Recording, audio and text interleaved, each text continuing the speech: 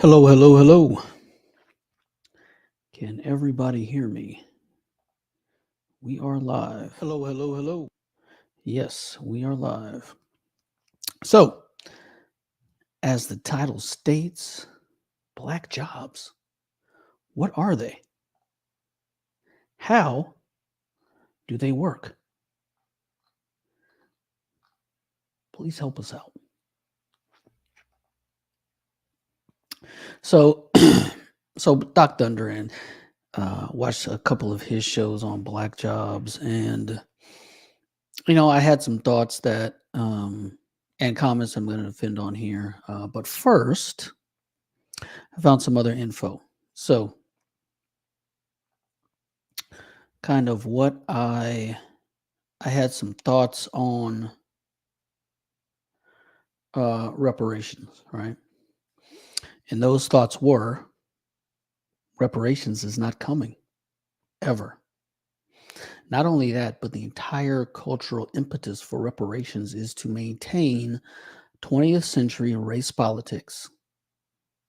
Right? The advocates of reparations don't even want the money. They don't.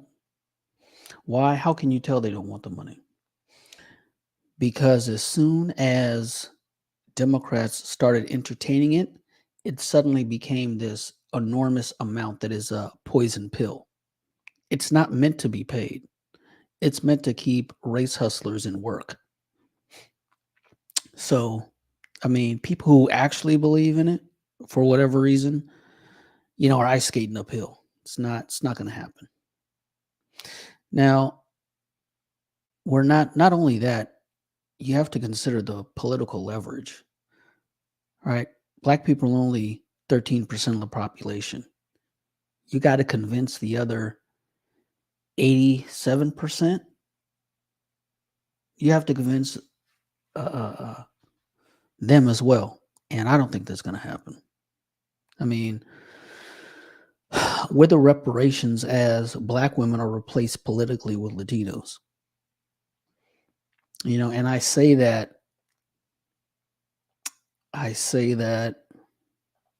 we're looking at some of these districts. Share my screen again. Looking at some of these districts.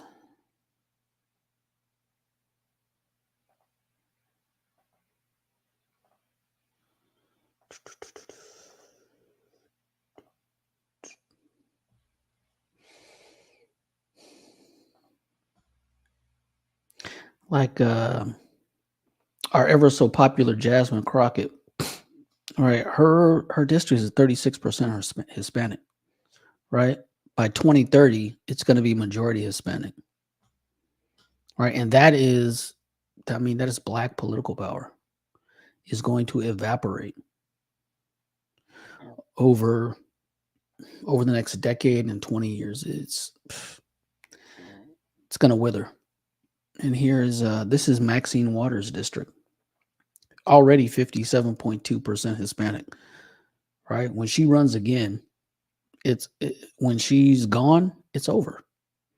It's over. Hey, Auntie, how are you? Yeah, so you have no Democrat political pull combined with the withering cultural relevance, right? And look at the popularity of hip hop and this, that, and the other. Hip hop, popularity of R&B, that stuff is off the charts. It's not the 90s. I mean, that stuff is not popular. Beyonce didn't switch to country because R&B is still flying off the shelves and is getting streamed everywhere. It's just not. The cultural relevance is waning. Heck, not just that. Look at the NBA. I mean, so many Europeans and foreigners are all-stars, and that used to be, an all-black affair. So, and an increased number of black Republicans who aren't going to be out there campaigning for it. I mean, one of the One of the great hidden secrets of politics right now is that a black man is running for governor in North Carolina, right? And he is a staunch conservative, a Fox News conservative, man. This guy is look, Hitler quoting candidate wins North Carolina Republican gubernatorial primary, right? And it's a black guy. Right? This is not to say like America has changed, man. There's just like the whole reparations thing is going to happen. And Katrina Pearson, who was she works on the Trump campaign, wins Texas House District 33 in Rockwall. She beat an incumbent white guy for this spot in a Republican primary. I mean, it is there's no, that's why I say it's just not going to happen. I mean, black people are going to be separated by class like all other groups. And, the race politics of, the late 20th century is going to be dead. I mean, there was just no way. But anyway, point is, why am I bringing this up? Because I think I've talked about this before. But right here, I want to listen to Mike Malice. Like, how do they say, like, what form did that take? Because it's fascinating. I remember as little to make out every single black person to have been a victim of racism, and to the same extent. Right, hold on, let me back up a little bit. Can move on and racism's done. Right. They're not saying that. Yeah. So it's not even reparations. Offering reparations. It's sincere as a bribe. Yeah, bribe. I think it was just a ploy to keep black people thinking a certain way. You actually think they had their sincerity behind it, that it was actually going to pay black people reparations? I'm totally against it. Here's how the term reparations. Let's suppose I run you over and I break your leg, right? Mm-hmm. Your hospital bill's $10,000, and then you're out of work for 6 months. That's $100,000. Mm-hmm. I give you $110,000, maybe some for pain and suffering. Mm-hmm. I've given you reparations. We're square. Mm-hmm. You are back to where you were. Right. If this reparations were true, that means the black people get a check, mm-hmm. and racism's done. We're square. Yeah. They're not saying that at all. They're not saying, okay. They'll never say that. They will never say it. They'll say, this will pay off past injustice, mm-hmm. and now we can move on and racism's done. Right. They're not saying that. Yeah. So it's not even reparations in their own. That's not what the word means. It's just literally a bribe. And first of all, this is also saying. So,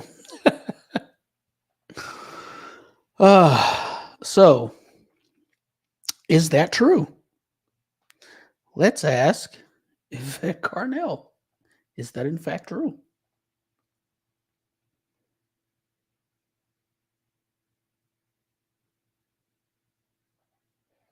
Kind of constraints. The budget doesn't matter. We're perfectly fine with the Iraq war or whatever the case may be of busting it wide open. We're perfectly fine with sending tax cuts all the way to the top so that some people have and some people have not. That is by design. And so when it comes to us, we are the ones where people say, you know what, we don't have money for you. We have money for other reparations in this country, and people say we just don't have it for ADOS. And that's just a dodge. It's an evasion. And we're a little long in the tooth for that evasion. It's time to pay up. How much would reparations amount to? We're talking at least $20 trillion as a down payment. Remember what I said about it being a grift. $20 trillion. Let's see. Let's type in U.S. federal budget for for context, right?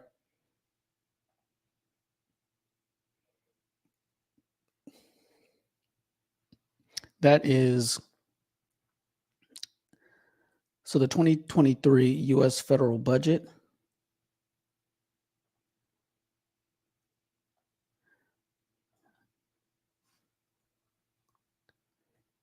was 6.1 trillion. So we're going to lay out 3 times the amount of the entire federal budget. Just put that in perspective. Now listen to what she says. Reparations amount to? We're talking at least $20 trillion as a down payment, because I'm a person. As a down payment. As a down payment. I.e., what do you put down? You put a down payment on a house that's 10%. So $20 trillion is 10% of 200 trillion. 200 trillion is reparations. These people are unserious. It is their grift. It is their job. And they make their money off of your anger. Well, maybe not your anger. They work together in the whole Tariq Nasheed, FBA, grifting complex. Who doesn't believe everything happens in one generation. Look, this oppression didn't all happen in one generation. I don't think this reparations movement ends with me or you or anyone else. I think it's an ongoing process, but 20 trillion is the down payment number that we start with. It's not the end though. She doesn't even believe it. I don't even think she believes it. Right? It's to throw out a number to force the other side to go, oh, I don't know about that. If she was sitting across from a Democrat and they said, well, I think we can do that, the look on her face would be stark terror. Stark terror. Is that amount direct cash payments? Are we talking about subsidies? Are we talking about discounts? A lot of times people hear reparation and they have a different idea of what that reparation payment looks like. Reparations is wealth. Wealth was plundered. Like what we have now is that all of the money is calcified at the top. We don't have the wealth. You know what? Hold on. Yvette, I apologize. I'm out of time for this break. And this is an important answer. See, and she didn't answer the question, right? She said it was wealth, right? Which doesn't really mean anything, right? Is it direct cash payments? Which is how else could you do it? So it is it's the rage grift. And it's utterly useless. I mean, it holds back Black people back and makes them easy to control. Matter of fact, just recently I saw online a quote from James Baldwin, which again, and it's been a grift, right? This has been a grift for a long time.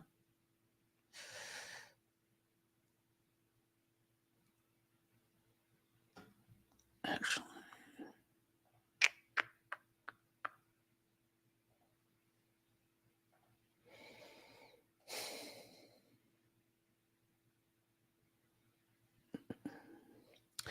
yeah, so it's all the race healer, the part of the race healer, the outrage machine. I don't know what to call it. The outrage industrial complex, maybe, or the race industrial complex.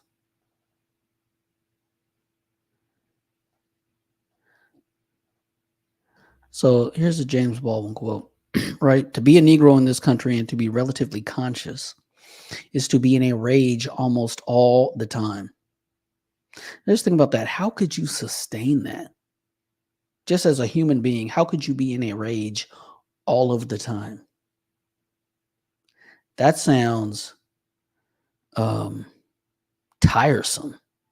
That sounds like hell. I got to be upset 24/7. Like literally all the time I have to be wanting to rage about race. And that's kind of what I think about when actually I'm going to show another video. This is Black people in the 60s. He talks about the job. He came to LA to get out of the South because he didn't like the job of being the Negro, the extra job. And this is it, right? These commandments on high from the race hustlers. And I mean, I'm just not doing it, man, because there's no profit in it. I am laser-like focused on what works. If it doesn't work, I don't care. Like at the end of the day, is what you're saying going to benefit me? And if it isn't, I will leave it alone because I have no time for it. You understand? No time. So this guy gets all the outrage, right? And here he is, this little weird looking Negro, and he's standing next to Marlon Brando, Charlton Heston, Harry Belafonte, Sidney Poitier. He's amongst the elites. That's what he gets. Now, if you went out and threw a Molotov cocktail and burned down a business in your own neighborhood back in the 60s, well, you probably didn't get that. But he's going to live his life well-dressed and well taken care of while you get nothing. It is the rage industrial complex only takes and gives nothing in return. And after 50 years of that, now you've got sexy red. Congratulations. Congratulations. And one time I saw online, a guy said, this will set black people back 100 years. And it was something, I don't know, some debaucherous thing, right? But I thought, good. 100 years ago, none of this debauchery ever existed, or it was in very much smaller pieces and segments and part of the population. There was no sexy red, not even in 2000. All right. And the debauchery of the 2000s didn't exist in the 80s. The debauchery of the 80s didn't exist in the 60s. I mean, it has been a one-way trip downhill post-civil rights. So it's just not profitable. All right. The whole racism thing is not profitable. And matter of fact, where is Discord? And look, this guy wrote this: Negroes are anti-Semitic because they're anti-white. But it's an admission that Negroes are anti-white, which is important, right? Because that does make you easy to control. It's better than racism. Do you understand? I want you to understand that it is better than racism. Why? Because you could be racist and still be anti-illegal immigration. All right, you can be racist and still be against whatever particular policy you want to be.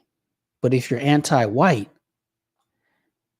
then all Democrats have to tell you is white people want to do this. All they have to tell you is the party of white people are the Republicans. Well, I got to be anti-Republican. I mean, come on. Right? They can tell you, it's just those Republicans that want to end illegal immigration.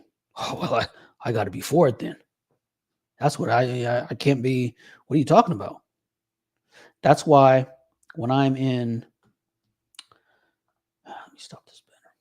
When I'm in the barbershop in the early 2000s saying, hey, illegal immigration seems like a problem.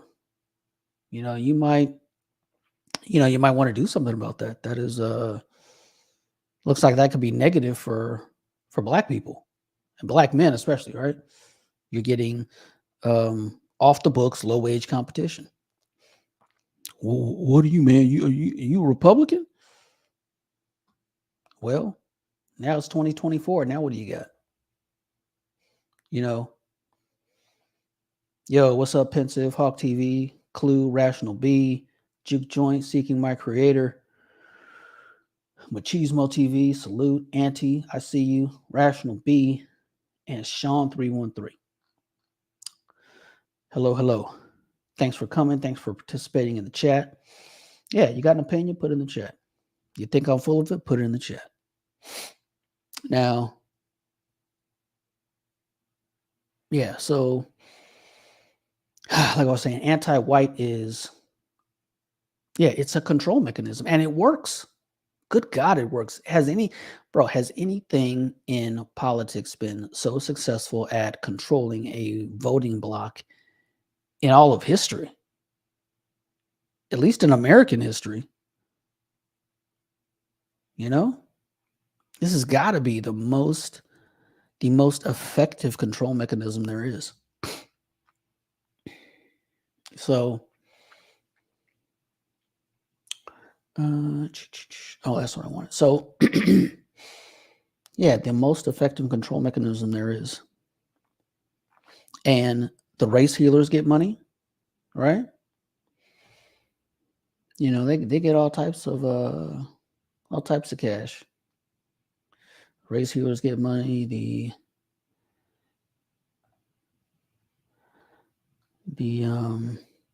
grifters get money, and people get to get on TV, and you know, they get on it in smaller ways, right? Like they paved the way for BLM.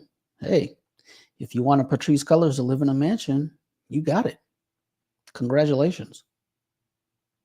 You did that. You can look in the mirror and say, hey, I was out there protesting, and daggone it, I wanted that black woman in that mansion, and we got it done. You can say that. You know?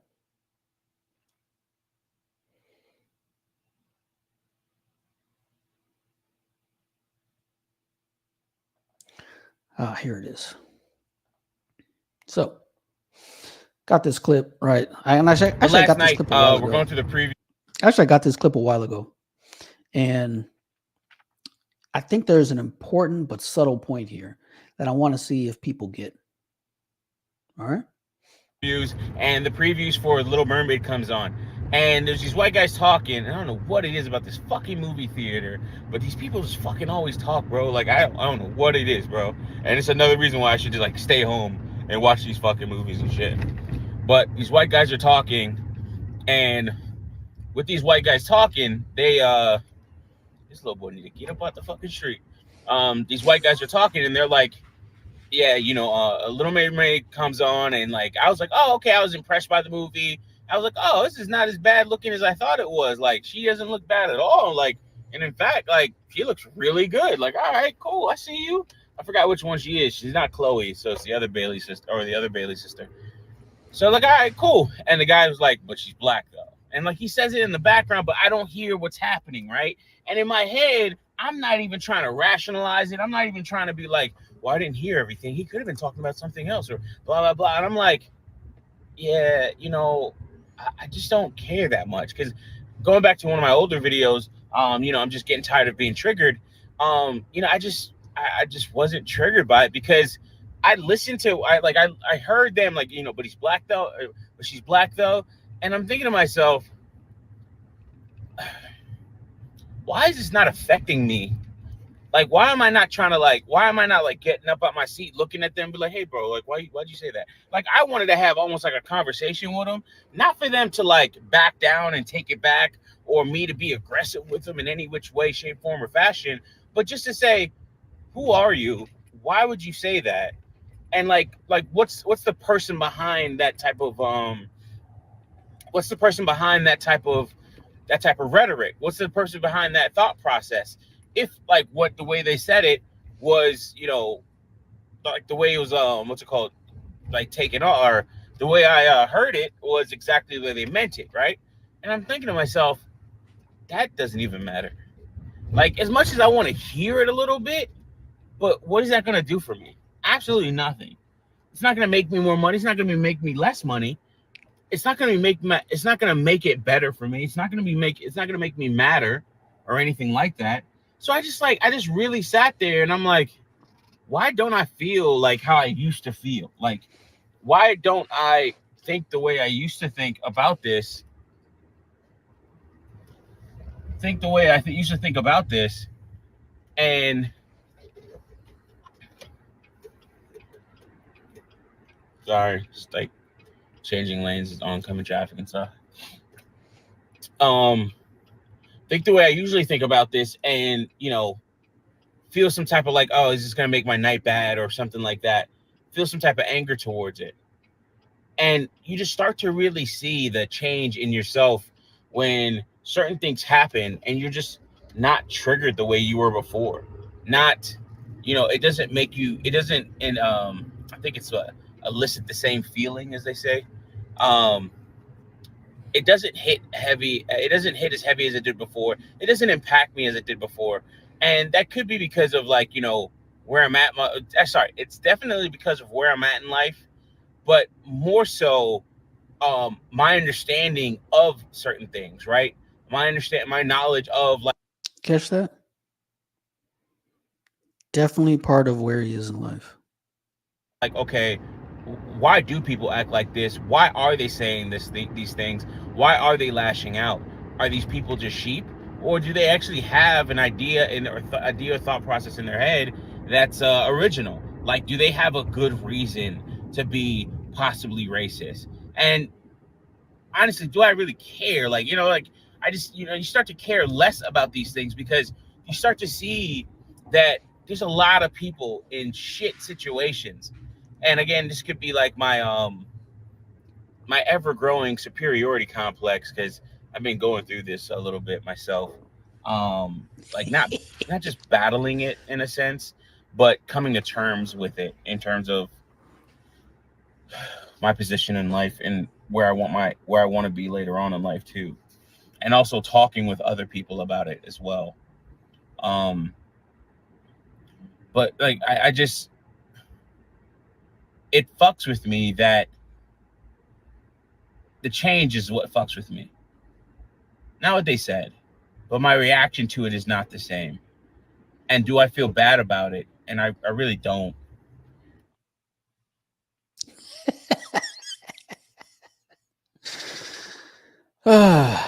Do I feel bad about it? I really don't. I thought that was funny. So, the whole point being that, he's over it. The job of being a Negro is over, right? Not carrying that weight, not having to, not having to deal with that BS,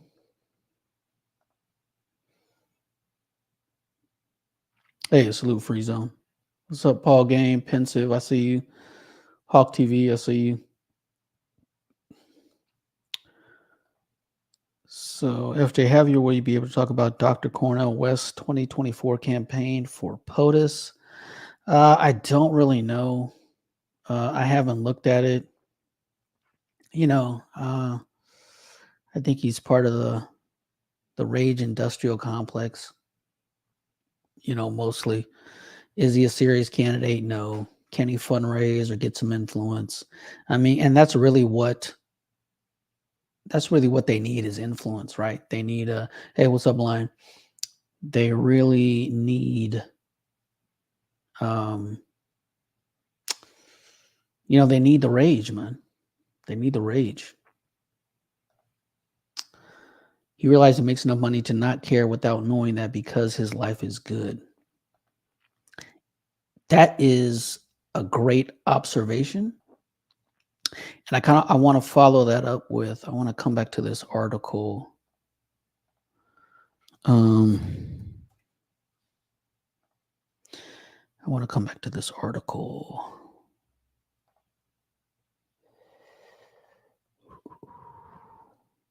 And I've shared this before, but all right, here it is. So, 2.5 million black men are in the upper class. Now, upper class is defined here as the top third of income, right? Just in the United States. So,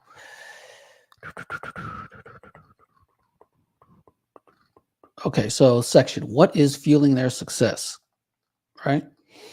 All right, having a sense of personal agency is also linked to black men's success. Black men who believed at a young age that they were mostly responsible for their lives rather than outside forces measured by a locus of control scale are more likely to flourish later in life.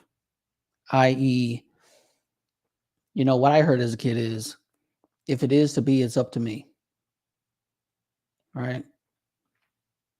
I didn't hear, well, this is the white man's country and, they're not going to let us have nothing. I didn't hear that shit. That is some absolute loser bullshit. Right?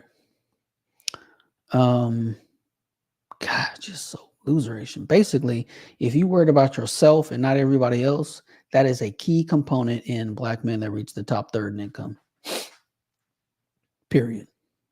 So, Grizzly just doesn't have time to be worried about the excess. And in case you don't know that, he is doing, quite well. Yes, sir. So,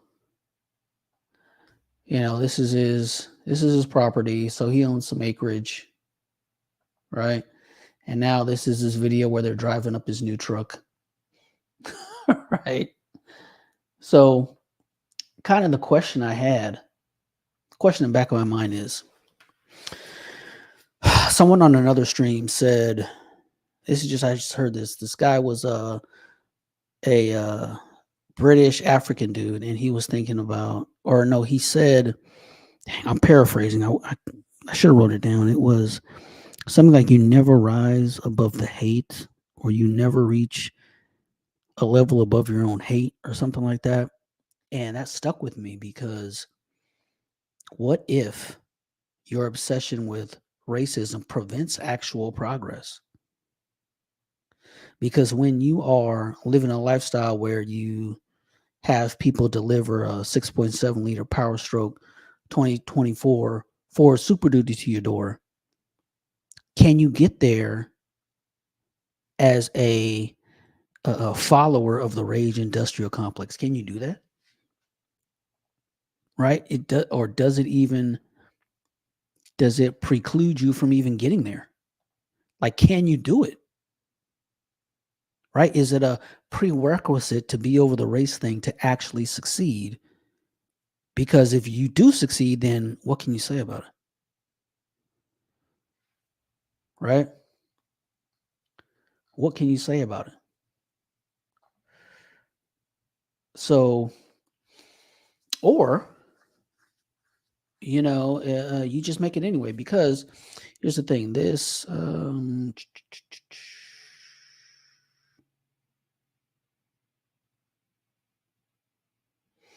darn it. Where'd that go? So by the numbers, so I just had that question. I don't know the answer to that question. Can you succeed greatly while being, obsessed with racism? I don't know. But these stats say, yeah, you cannot be focused on the locus of control scale.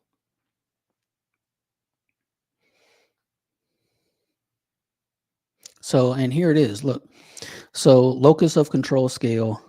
How big is this? Let me make it a little bigger. There we go.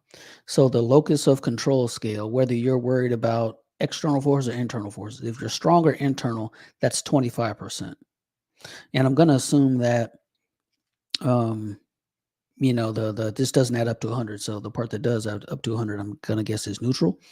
But 17% stronger external, i.e., what other people are doing is going to affect me greatly. So you only have a 17%, I guess, chance of having the external locus of control while also being in the top third in income. Right? So I would assume, I think it would be a logical conclusion that the higher you go on the income scale, the less you are focused on external locus of control. I would guess. Just based on, the people I know and, well, Grizzly. So I think that, that is potentially another side effect of being subject to the rage industrial complex. You just can't succeed. Success is not for you. You might have to do something else. So, okay. Where are we at now? Got that a lot of got reparations done. Let's see here. Dang, what else am I forgetting?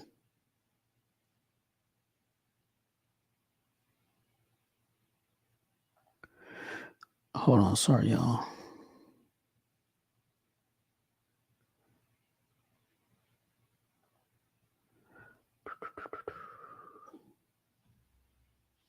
By the way, how's everybody's Sunday? Did we see family? I'm hoping so. This family is all you got. Family is all you've got.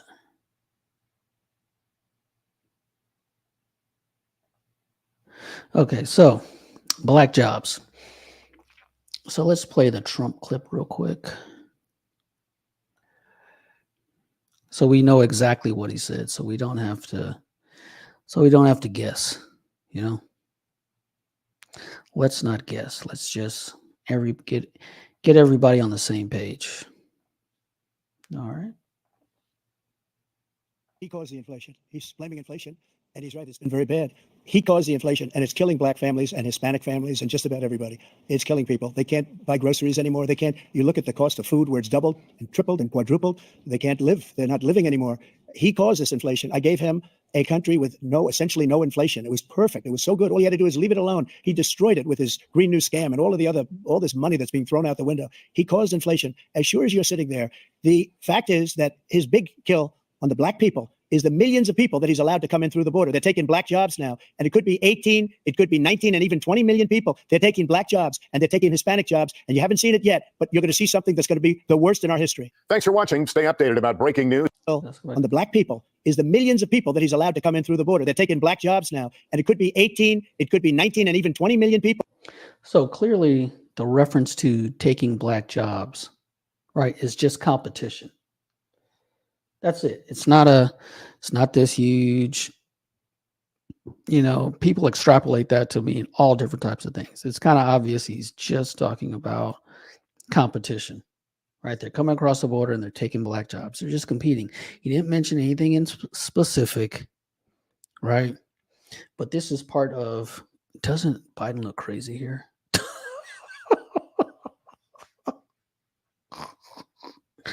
Anyway. So it's just competition. It's not this, it's not anything complex or anything like that, right? And it devolved. And here's the thing. The reason why these devolve into all of these other tangents is that people want to put their own spin on it. They want to reflect their own ideology.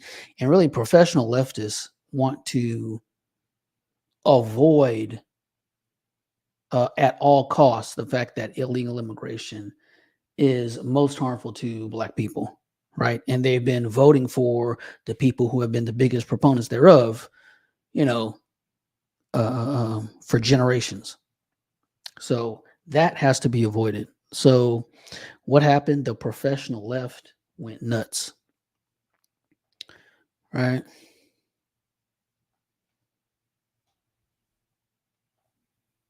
Immigrants who have come into this country who are undocumented are taking.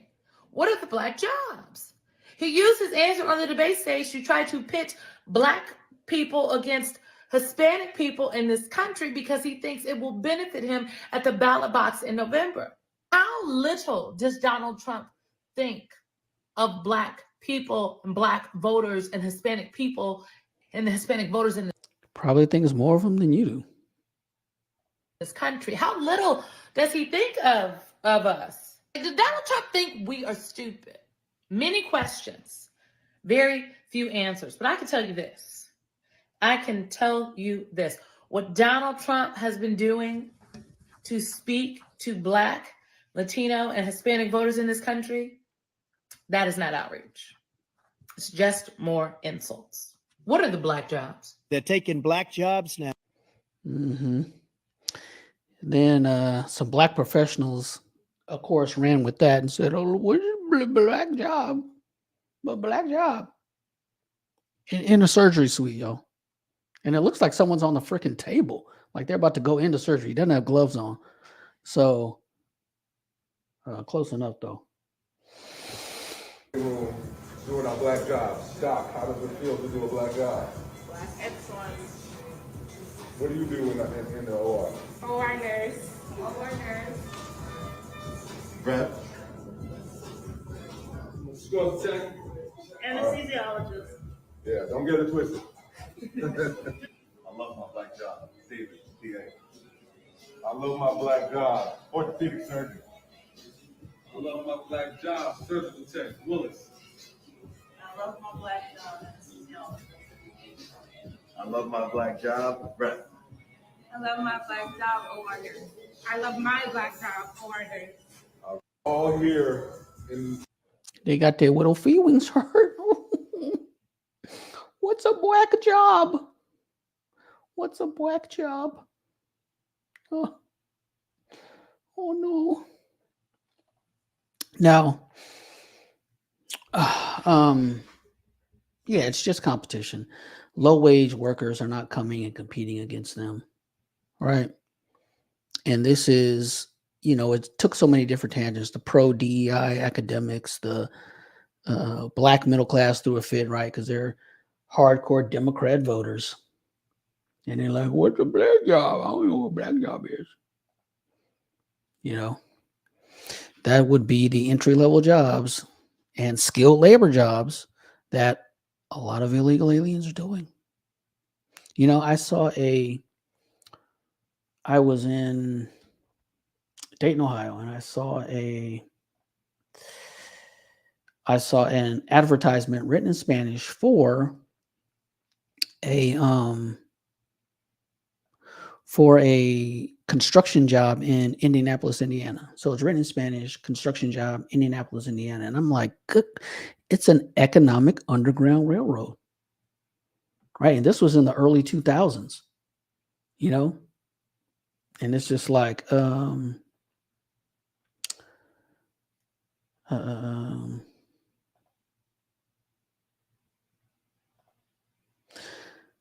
what hospital is that with all black people in the ER? Shoot, I don't know. Probably, who knows? Atlanta, probably. Wait, Penson said it. Yeah, Grady in Atlanta, maybe. I don't know. Some urban center with a high concentration of black people.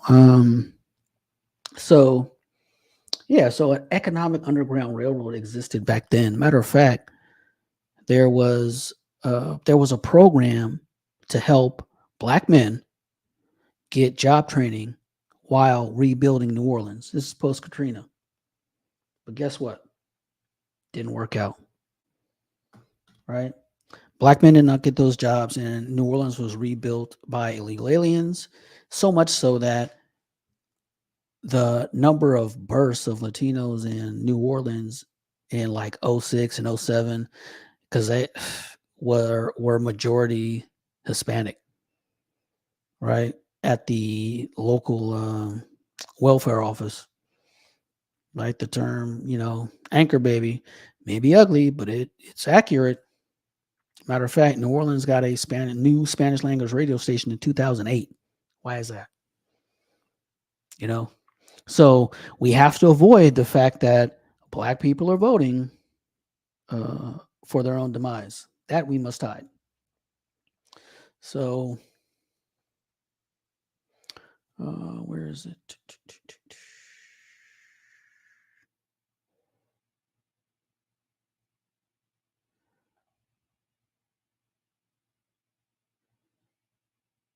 Oh, I made that comment on Dr. Thunders too. Hold on, where are we at?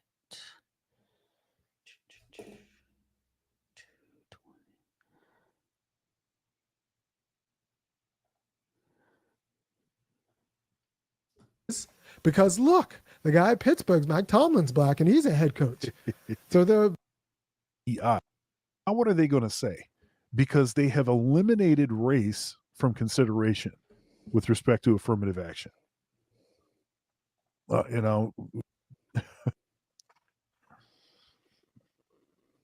So I got your companion.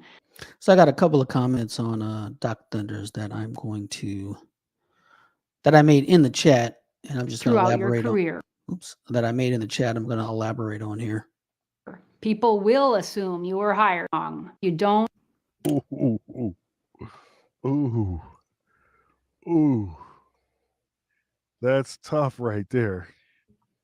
That's tough. All right, we got a little bit more time. I've got a bonus video here. I got a bonus video So we've talked about black jobs, and Funky Academic did this video here, and this is a follow up. This is a follow up, and let me tell you the name of the video: Black Jobs and DEI. Black Jobs and DEI. So, and he's gonna drop some stuff on this.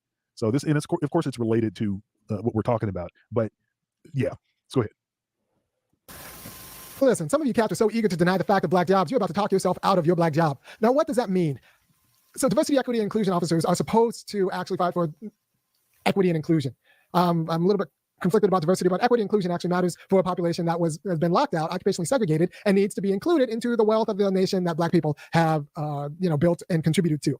So insofar as black people work black jobs, sanitation and CNAs, for example, those jobs should be compensated insofar as they're necessary, and they are necessary. The world doesn't function very well without sanitation officers, sanitation workers, or CNAs. Just ask, Martin Luther King talked about this in his later speeches, in speeches 68, Showdown for Injustice, and the one right before that, right before he died. I mean, this is what he was marching for the Memphis sanitation workers for, like the idea that there are black jobs and those jobs should be treated well, but also they should be included black people should be included in all the jobs instead of in America, not just be racially segregated through occupational segregation. So they need equity in the jobs that they're in, and they need inclusion in the jobs that they're not in. But you confuse all of that if you go on at some sort of tirade talking about there's no such thing as black jobs, right? So you need to admit the fact of black jobs, not be flattered out of admitting the fact that there are black jobs in order to get equity inclusion for black people who are working jobs, right? But you'll get a lot of people.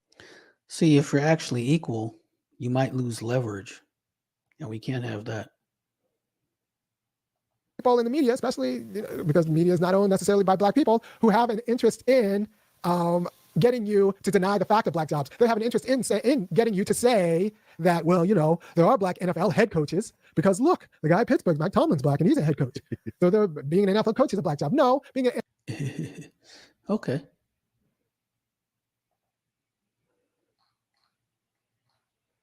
Okay. NFL cornerback is a black job. Being an NFL defensive line is a black job. Being in the NFL and getting all those jobs that disproportionately get affected by CTE, those are black jobs. And we have to ask why. You hear that? Real quick.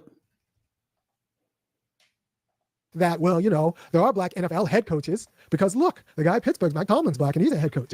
So being an NFL coach is a black job. No, being an NFL cornerback is a black job. Being an NFL defensive line is a black job. Being in the NFL and getting all those jobs that disproportionately get affected by CTE, those are black jobs. And we have to ask why that's the case. What do you mean why that's the case? I can tell you why it's the case. Because the pipeline to being a head coach starts in basically poverty. All right, you're going to graduate college and become a graduate assistant and live on McDonald's wages. That's why. I mean, and as an athlete, you've got access to boosters. You've got access to a lot of different resources in which you can make a good living, right? The guys, it's not, boosters don't just exist so that the stars are getting paid, right? Boosters make sure that, the starting offensive lineman who isn't going to the league is still going to get a good job after college. All right. They're not, hey, I want to go be a graduate assistant for $10 an hour. The beginning of the pipeline does not have black people in it, but it's this cowardly open-ended question. We have to ask why that is. Well, why the hell is it? Answer the question.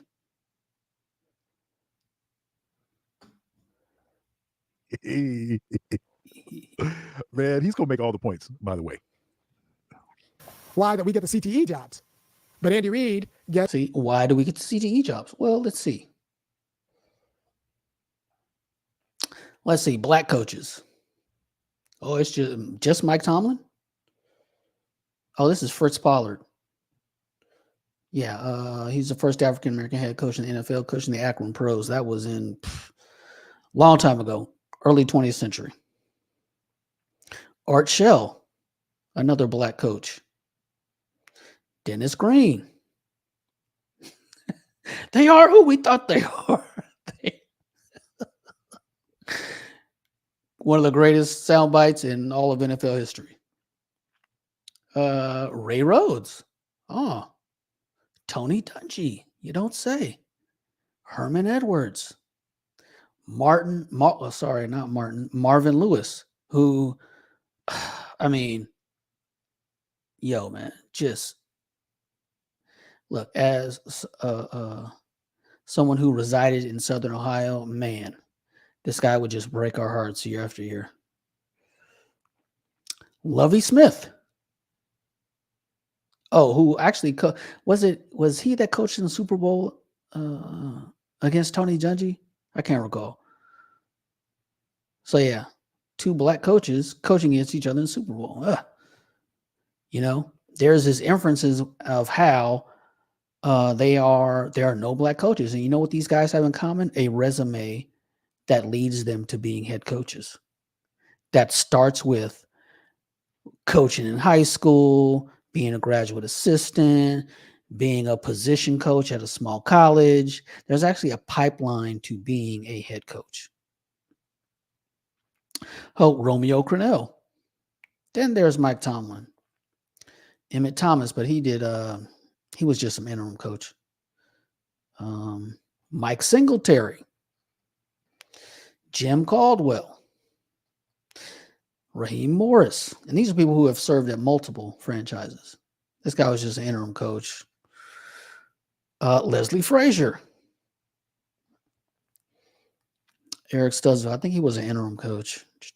Yeah. Interim coach. Mel Tucker. Now he's head of the Michigan State Spartans. Well, he was, but he got caught up. In an affair. Todd Bowles. Still in the league, I believe. Isn't he? Where's he coaching? I can't recall. Hugh Jackson. Anthony Lynn, is he still? No, he was coaching the Chargers. Right. Vance Joseph, another head coach. Brian Flores, another head coach. Right. So, you know, yuck. There's more than one black coach.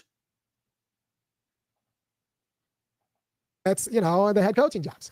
Right. And so you can't just talk about Doug Williams was a black quarterback, so quarterback's a black job. No, that's not how it works. You're arguing from an yeah. It was just Doug Williams. It's the only guy I recall. Oh. Let's see.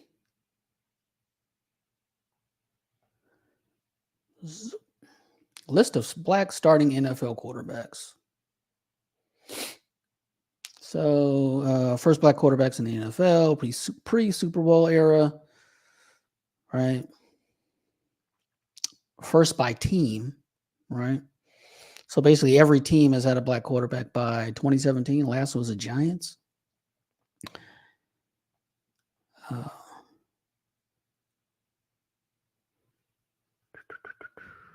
African-American quarterbacks named league MVP. There have been 5 or no 4. 1, 2, 3, 4. Yeah, 4.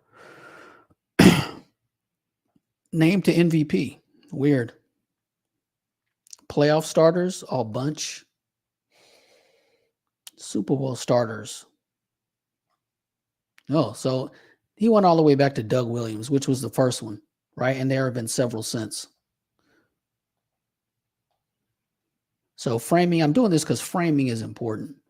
So full list, right? Full list.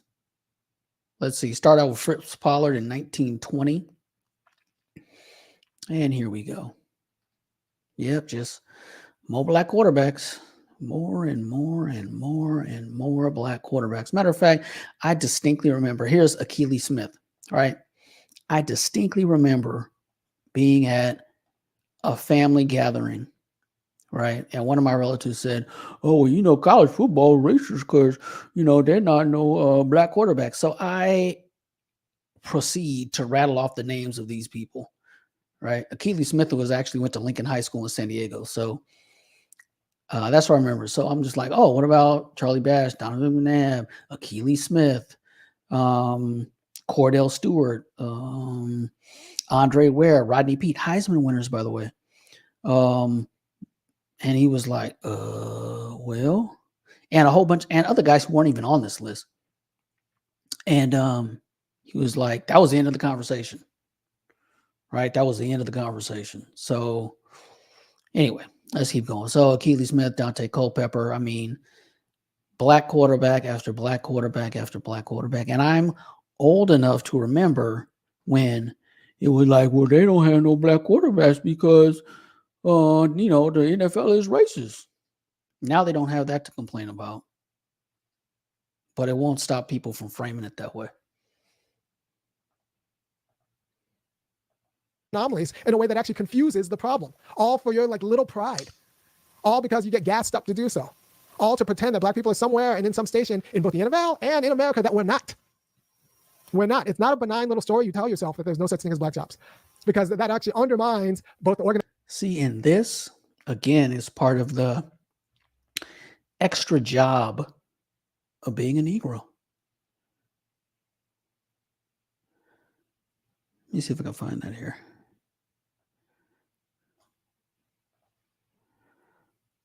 This is black people in the 60s in Los Angeles. We shudder because we're saying, in essence, the majority of these people are not like we are. And we felt that maybe some of us felt we left the South because we were getting away from this problem. We are part of this exodus too. But we are a little maybe embarrassed by the fact that here we're going to have a mass element come in that's going to create a tremendous social problem in the community to which we find great deal of difficulty in relating to. Well, I don't want to sound like a do-gooder because I really am not, and I'm somewhat of a snob. But I do think that with these people coming in who are not our intellectual equals, nor are they of our social. Oh, this ain't it. I think it's another one. But anyway. Organizing for better conditions on black jobs and getting black people into jobs that we've been locked out of, relatively locked out of. Right? So let's be honest. Instead of just be honest about the situation. Be honest about what a 44% homeownership rate means. Let's be honest about what equity and inclusion mean, because if you talk about there not being such a thing, or you let white liberals tell you that there's no such thing as black jobs, then there's no such need for equity and inclusion, right? So you've succeeded in actually giving artillery to arguments. So this is the pro DEI take, right?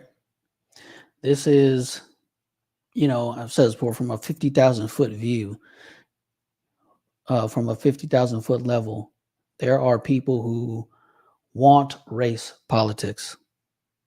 They want the race politics of post-civil rights, latter 20th century, and they can't live without it, right? You have to have this job of the dysfunctional lower class being representative of something that is wrong with America. I will undermine black people working in good jobs, all because of your pride. And you will be talked into doing that because white liberals want you to say things like, well, there is no such thing as black jobs. No, and that is the BS, right? No, it is not, right? White liberals want black jobs, air quotes, to be a thing so they can point at Trump and say he's racist. That's it. That is it. Just like Joy Ann Reid, paid for by MSNBC 4 years ago, wanted you to deny the fact of black poverty. Wanted you to deny that black people are poor. We have a 33% poverty rate, and 50% earn less than 50K. And less than 50K in the United States, you're not exactly winning. Yeah, in most states, you're barely. And while I'm here, one of my favorite stats, let me replay that real quick. Even living. Arguments that will undermine black people working in good jobs, all because of your pride. And you will be talked into doing that because white liberals want you to say things. See, you notice that there's a fear. If you don't say anything, they're black jobs, you're not going to get those jobs. They got to be black jobs so you can get them. Please. It's like, well, there is no such thing as black job. Just like Joy Ann Reid, paid for by MSNBC 4 years ago, wanted you to deny the fact of black poverty. Wanted you to deny that black people are poor. We have a 33% poverty rate, and 50% earn less than 50K. And less than 50K in the United States, you're not exactly winning.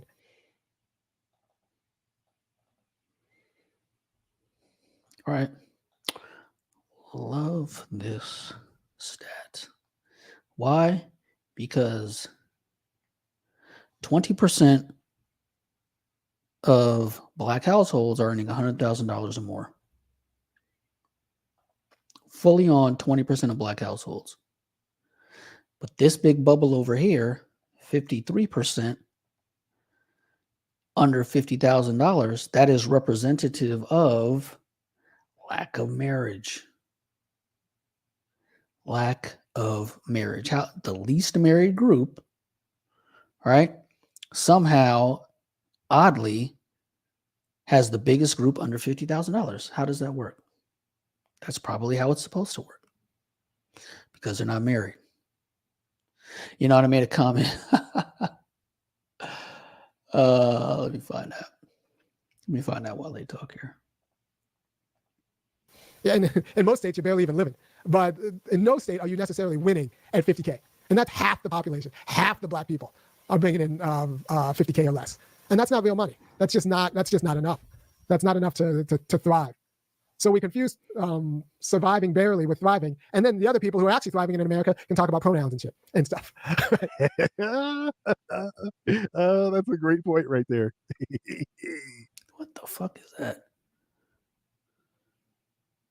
Barely with thriving. And then the other people who are actually thriving in America can talk about pronouns and shit and stuff. Oh, that's a great point right there.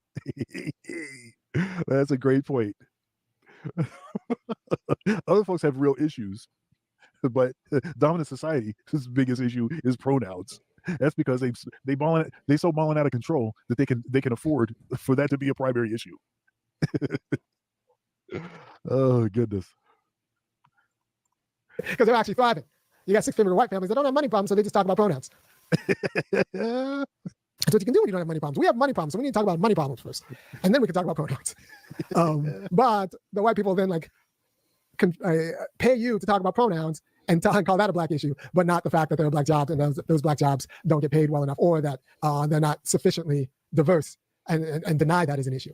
Right, and that's part of the sort of clever co-opting of the civil rights movement, right? To try to get black folks to champion like LGBT stuff in pronouns and stuff like that. And then black folks be in there in the same black folks be in there trying to make you use pronouns and stuff. And it's like, dude, why are you even engaged in this? It's the dumbest thing ever. Hey, and on that note, that's a logical outcome, right? The least married group with the least amount of family formation, with the most children born out of wedlock, right? What are the alternatives to the nuclear family besides LGBT? Besides this gay nonsense? Like, what is it? Well, I mean, what would you assume would happen to a group that is programmed against marriage? Seems like a logical outcome to me.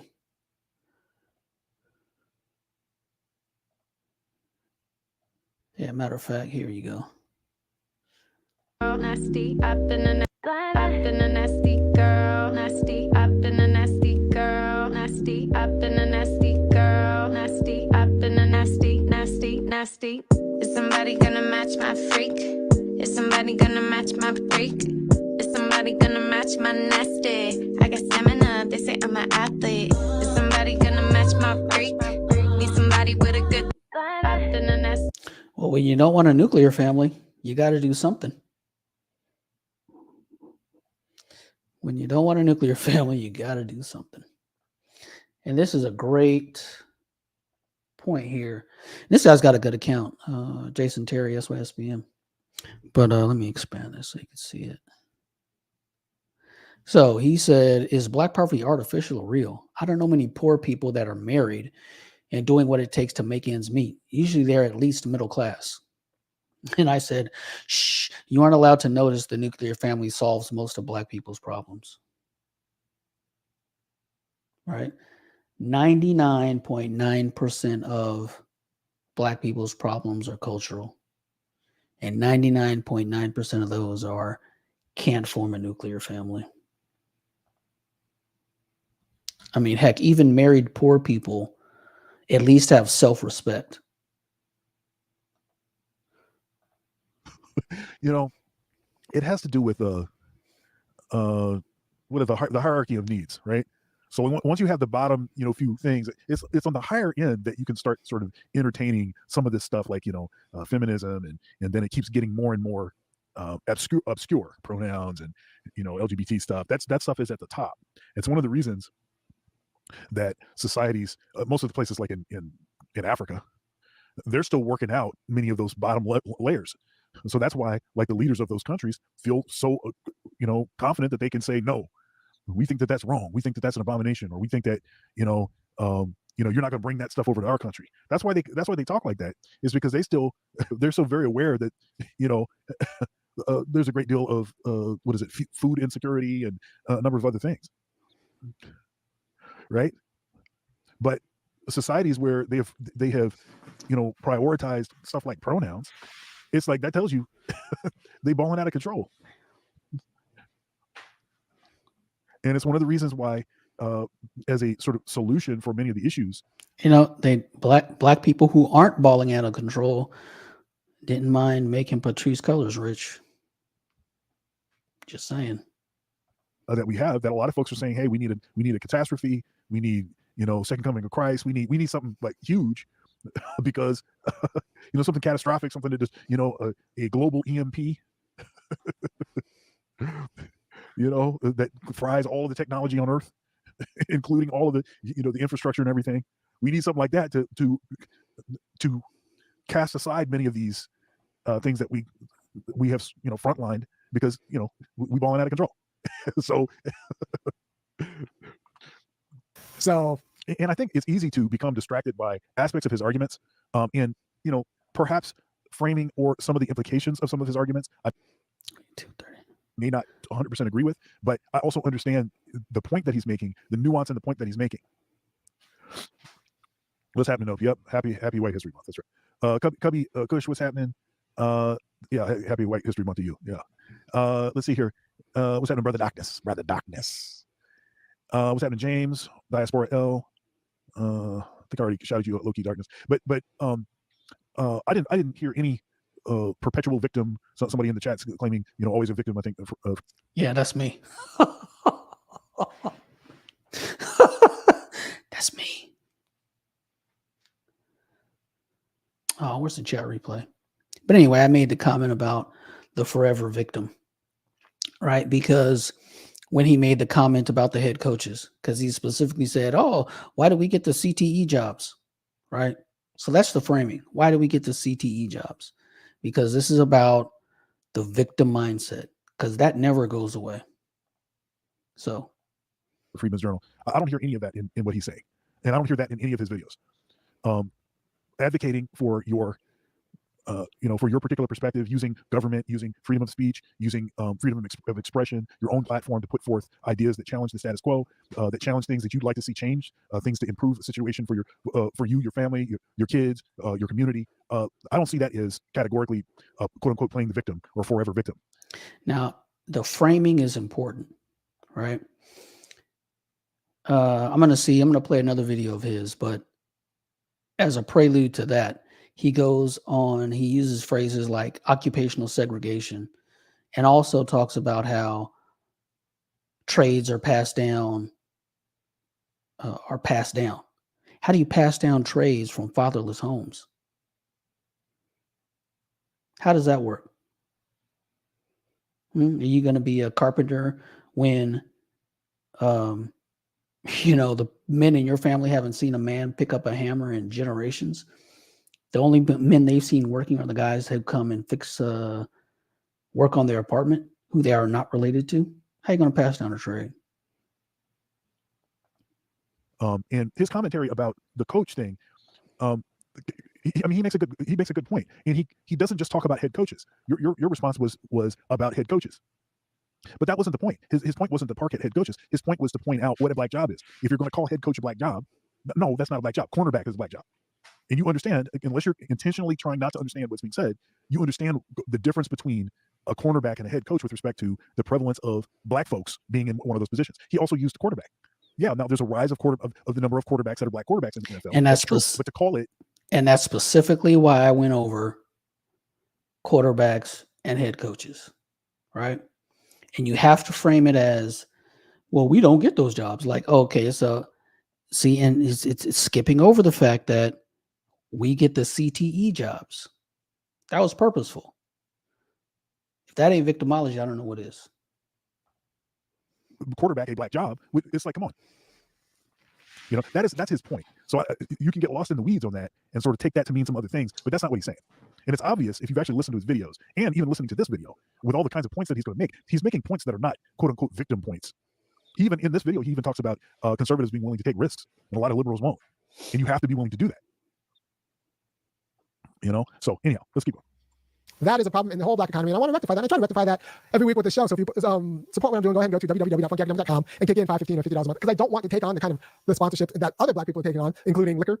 There are lots of ways black people get paid in this space, right? So you take on the liquor or the gambling sponsorships, or you take on the white liberal conservative talking points about how either conservative black people need to pull themselves up by the bootstraps, or the liberal talking points about how black people have already arrived because we have Kamala Harris and Barack Obama, and you got a black picture of a black president, so we've already arrived. Bro, that is not a liberal talking point. We've already arrived. Liberals cast everybody as a victim, right? And it's speaking with forked tongue. In this example, showing a black doctor is just part of painting Trump as a racist. That's it. You don't need actual, work to be done and equity and inclusion legislation and policing to make sure that black people get in where we necessarily or don't necessarily fit in. We need to change the mold, right? So those are the ways black people in this kind of space get money, in the media space get money. Telling you narratives that don't actually win. Or you can get money like Dr. Umar, who's telling you that the biggest black problem is interracial marriage, because that's the only that's the only way he can stay relevant, because he can't talk about black finances, the fact that we don't have black money, as if black people getting married will somehow increase black holdings when they will just get divorced, right? So poor black people getting married. So again, what I just say, marriage, right? And his excuse is, well, he'll just get divorced. And that's not going to be great. So whose problem is that? Right? America owes black people black jobs because they know how to get and stay married. Is that what's happening? As a matter of fact, here's another stat that I love. Bro, married fathers are economic units. Units. You understand? Look at this line. Right? That is double. Right? And this starts here. Married men, as they get older, right? You guys want to say, oh, you got to make the money for the family. Well, no shit. They got to make money for their family. They want to make money for their family because men want to have kids and rear them and not see them all jacked up. And that takes money. So you have to add this married men dotted line up here at the top with married women. So married women and married women combine their income, and that number is way up here, right? So you're looking at married women making 50K plus a man making 85. So 85-ish up here. So you're looking at 130,000, right? 135,000. Yeah. But marriage isn't supposed to solve anything because they're just going to get divorced. So why do it? Why even mention it? Like, that's not going to be great either. So the secret isn't. But there's no victimology here. Nope. Black people marrying other black people, then getting divorced, having kids, and getting divorced because they can't make it work because of the stress of the money. The secret, dude, he's cooking everybody. Everybody's getting cooked right now. Everybody's getting cooked. Is black people having money. Black people having economic independence so that they can sustain the unions they have. So this idea that black people somehow arrived at black people only marry black people is kind of ignorant. NESYSBO. Yeah. The economics of why black people are not staying married to black people, or the baby mama economy. So like, it's poverty. They can't stay married because they poor. They can't stay married because they're poor. But no victimology here. Look, man, he's cooking everybody. Everybody getting cookie. Everybody getting cooked. Baby daddy economy. We need to actually get at the economic roots. And black people are not paid to get at the economic roots of our degradation. And so that's why I need you to go over to www.funkyacademic.com and kick in $5, $15, or $50 a month. Because if you don't do that, the other black people in this media space will tell you that, one, black people need to pick themselves magically up in their bootstraps, when historically in the United States we were the boots. Two, black people have already arrived because of Obama. This is what the liberals will tell you, because of Obama and Kamala, who got. So what are the options there? You can't pick yourself up by your bootstraps. All right. and they'll tell you that you've already arrived. Well, you just got to make sure you're just nice and good and downtrodden, and you need DEI for them black jobs, because that's the only way you're going to get them black jobs is if there's some force right out there to make sure you have a black job. So you make sure you get that black job. Kamala got to where she got. I know about Kamala Harris. I'm from Northern California, so I know about Kamala Harris. I'm like, she was the one who went down on Willie Brown in my mind. Like, that's how she got to where she got. Dude. Dude.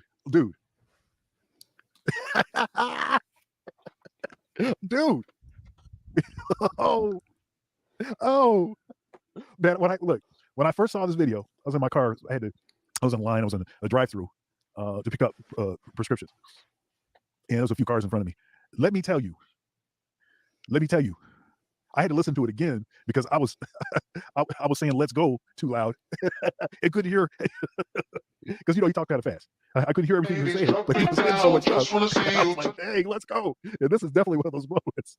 Yes, when historically in the United States we wore the boots. 2, black people have already arrived because of Obama. This is what the liberals say, because of Obama and Kamala, who got, Kamala got to where she got. I know about Kamala Harris. I'm from Northern California, so I know about Kamala Harris. I'm like, she was the one who went down on Willie Brown in my mind. Like, that's how she got to where she got. Like, in my head, that's not, you can call that misogynist, or you can just call that like someone who was around Northern California in the early 2000s who like know how Willie Brown got down. And Willie Brown admitted it, and everyone kind of knew that's how she got put on. Right? But she was no great electoral talent. She went down on Willie Brown. So what we need to do, and then the third class that won't just tell you to pull up by the bootstraps, or that we've already arrived because you see Kamala and Barack. The third class will be like Umar, who say like, well, the secret is, well, we just need to, we need to stop the interracial marriage. But that's another form of grifting that won't ever actually lead to a black community or even family stability, because those black people who then marry within black people will then be poor and divorced and broken up and stressed out because. Wait, so what is family stability, and how do people achieve that? Because not every black person is jacked up. How do you achieve that, since getting married doesn't do it? You're just going to get divorced, right? By some external force, right? Some locus of control will prevent you from staying married. Want to actually get at the legislative problem, which is, how to secure black people property holding and assets. Legislative, right? You can only be fixed externally. Your own actions don't mean anything. So that they can sustain their families, and then with their families sustain their communities, right? So you got all these people who are paid to give you yeah, dude, that ultimately distractions about what black people need. When I'm telling you, like, and nobody's paid to tell you that, like, the problem is assets. We just don't have enough assets, and we never had enough assets because we. Really? How many assets to fix this?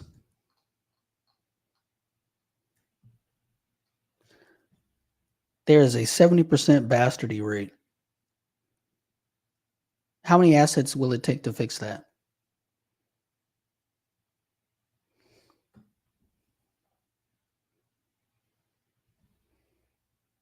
Right?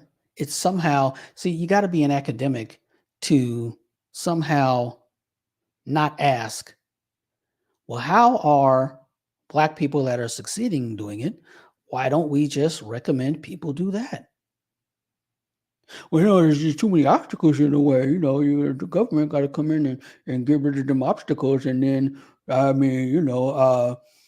then it'll work, because I don't know. Some external force. Maybe if people admit white supremacy, then maybe that will do it. We started out in America in numbers as assets, and were never actually justified as persons and property holders, merely just assets. Right. And so this is just what I'm here to do. And don't let people talk you out of. Don't let people try to convince you that your situation isn't as bad as it is, or that's necessarily your fault. Don't let anybody talk you out of your victimhood. But I don't see nothing. What? Let me just replay that. And this is just what I'm here to do. And don't let people talk you out of. Don't let people try to convince you that your situation isn't as bad as it is. Hey, you better make sure you understand how bad your situation is. Don't let people talk you out of that. That's crazy. That's crazy talk. Or that's necessarily your fault. And like right now, we're buying. It ain't your fault either. External locus of control. credit what other people pay cash for. We are leasing what other people own outright. And that is not a way to live in America. See, it is the poor self-image and insecurity complex that plagues Black people. Plagues them. I mean, and I think that's why you have an achievement gap at all income levels. Man, do I have that chart? Do I have that chart? It shows, oh man, it shows great. It shows like test scores by income. And of course, the more income Black people have, the higher test scores they get. But there is a constant gap. And to me, my hypothesis is it's just an insecurity complex that they simply can't get over. And right there. Oh, that's necessarily your fault. And like right now, we're buying on credit what other people pay cash for. We are. Who is we? Who is we? You know, you got to drag the whole Black community around on your back. Right?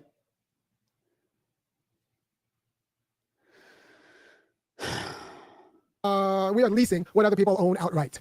And that is not a way to live in America. We don't even own, yeah, we're leasing commercial property. What commercial property we have? Where, you know, and the white guys own it. And that's a problem. Like we're paying for. Oh, and I'm speaking as someone that owns real property, by the way. Lifestyle. We go into debt for things that other people, to look like the kind of people who can pay for it outright. And that. Like the video, folks. Like the video. Support the show. We in bonus content right now. If you want me to keep going, hit that super chat. What's happening, Golden Child? What's happening, Charles Brown? I think I got everybody else. That's not a strategy for clear communication and democracy, and that just ends up confusing people about the state of our community. It ends up confusing people about the state of our community. I don't want people. Yeah, the constant state of your community has to be downtrodden, broke, lonely, desperate. We got to be honest about it. It can't be. Now, how do these people understand victory? Do any of these people understand victory at all? Or can talk about it? Right? And this is why you can kind of understand why Black people are so against King Randall. Because he is not on the victim train. He is not on the excuse train. He is on the, I'm going to roll my sleeves up and do it myself. And doesn't take a dime of government money to do it. Right? And that's the worst part. Right? He makes a shame of this thought process. Confused. I don't want people confused, right? So go ahead and go to www.funkyacademic.com, kick in, because I'm actually trying to not confuse people. And I don't want to put. Yeah, y'all should go over and support Funky Academic. Support him. This behind a paywall, because if I put it behind a paywall, not enough people get to see it, and that's just not. I just don't think that's how you win, right? So I trust on you people to appreciate it. You know, my question be what is winning? What does winning actually look like? Or what does that constitute? Quality of truth I dispense every week to go to www.funkyacademic.com, send this out to your friends and your family members, and sit around and talk about this and kick in. Hey, and if you support him, go ahead and kick in. Right? Honestly, if you're hate watching this, or you think not hate watching me, but if you think it's good, go ahead, do it. All right, go to this website and donate. I encourage it. All this costs. We're in America, everything costs. And kick in $5, $15, or $50 a month for me to tell you that there are such things as Black jobs. For example, CNA, sanitation workers, public transit in many cities. Those are Black jobs, and they should be compensated and respected as such. And Black people should be in more jobs. And we used to be in construction. What does it mean that we're not in construction anymore? What does it now mean? Here is some effery. CNA, sanitation workers, public transit in many cities. Those are Black jobs, and they should be compensated and respected as such. And Black people should be in more jobs. And we used to be in construction. What does it mean that we're not in construction anymore? Should be. What does should be mean? What the hell does that mean? Should be. Why should they be? What does it mean that it got too expensive to lock us out? Right? Lock us out? Listen, man. As far as the whole illegal immigration thing is, I have no pity, because I was the one telling people about it 20 years ago. You know, all of a sudden in 2024, there's been this great awakening as opposed to a great looking in the mirroring of saying, hey, you did this to yourselves. And you did it to yourself because you're easily manipulated because the anti-white programming. And now you have thrown it all away. Thrown it all away. So now what?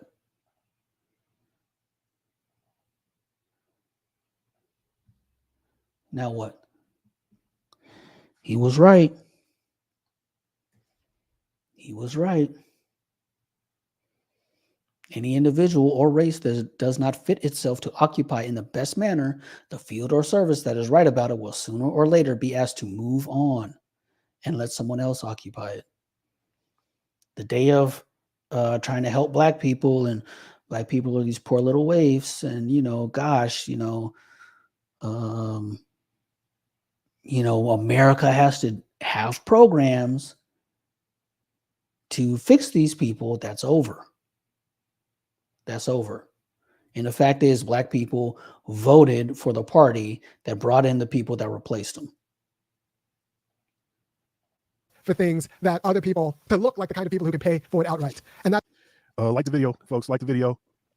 Support the show. We in bonus content right now. If you want me to keep going, hit that super chat. What's happening, Golden Child? What's happening, Charles Brown? We end up confusing people about the state of our community. I don't want people confused. Right? So go ahead and go to www.funkyacademic.com, kick in, because I'm actually trying to not confuse people. And I don't want to put. Yeah, y'all should go over and support Funky Academic. Support him. This behind a paywall, because if I put it behind a paywall, not enough people get to see it, and that's just not. I just don't think that's how you win, right? So I trust on you people to appreciate the quality of truth I dispense every week, to go to www.funkyacademic.com, send this out to your friends and your family members, and sit around and talk about this and kick in, because all this costs. We're in America, everything costs, and kick in $5, $15, or $50 a month for me to tell you that there are such things as black jobs. For example, CNA, sanitation workers, public transit in many cities, those are black jobs, and they should be compensated and respected as such. And black people should be in more jobs. And we used to be in construction. What does it mean that we're not in construction anymore? What does it mean that it got too expensive to lock us out? Right? It means you voted for a freak show. So what does it mean? That and if there are no such thing as black jobs. Hey, also, I'm trying to become platform agnostic. So there's a link to my Rumble in the chat. Go over there when you get a chance and follow me on Rumble. That means we don't need diversity, equity, or inclusion, especially the equity and inclusion. And that's the danger of co-signing a narrative that's not true. Oh, Lord, don't take away my program. In order to make yourself feel good. It'll undermine the campaign for equity and inclusion. Yep. And I'm not a huge fan of the way affirmative action and DEI officers have worked out, but I am a fan of the quality of equity and inclusion legislation that needs to be passed into the future, and not supporting arguments that will undermine the quality of equity and inclusion legislation that needs to. Now help me out here. I thought that DEI only helped white women. Help me out. Help me out, chat. I thought it was only white women that got helped. But now we need DEI to make a comeback. And really, DEI is just a reformation of the affirmative action that was started in the 70s. It's waning. And really, more white liberals were frozen out of the system. So they want to kick it off as DEI. Right? So DEI it's not help. You're not a sanitation worker because of DEI. DEI was not involved in Black people being disproportionately represented in public sector jobs. That existed long before DEI and would continue thereafter. To be supported for campaigns into the future. So go ahead and go to www.funkyacademic.com. Don't get sucked in to being so insecure that you lie about the state of your own degradation and poverty, or at least even if you were doing well, don't lie about the community-wide degradation and poverty. And people say, like, well, black people, there are 1.6 million black millionaires. Well, there are 47 million black people. That means 1 out of every 45 to 50 black people is a millionaire, which would be fine if being a millionaire in California just didn't mean like you own a house. What? 1 out of every 45 is a millionaire? That's not great. That's not, the hey, what do they do to become millionaires? I guess you have to be an academic to not pose that question. Maybe you could do half of what they did. Maybe you could do a quarter of what they did. A quarter. Can you do a quarter of what they did? Is that possible? You barely own a house, so all of a sudden you're the reason black people aren't poor. Right. So that is keep on rolling. Thank you very much for that, Louis Harper. That's the state we're in. And if you didn't know that, 1 out of every 7 white families is a millionaire. You want to come say hi to people? Come say hi to the people. Hi, people. Hi, people. This is my daughter. This is my daughter. So She's a cutie. Come say hi to the people. So I guess winning is when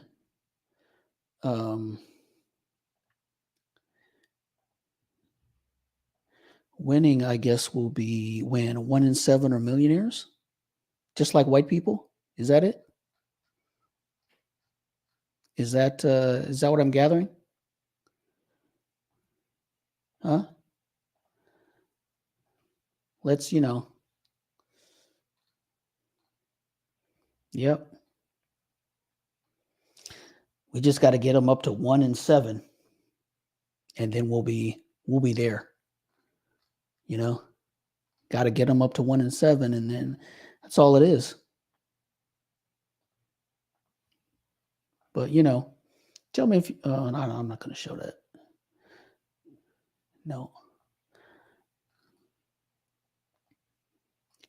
Because it never made sense to me that people fixate on things like millionaires. You have to master being middle class first, right? You have to master being middle class. And this was published in 2013 and known well before it. This is 3 simple rules poor teens should follow to join the middle class.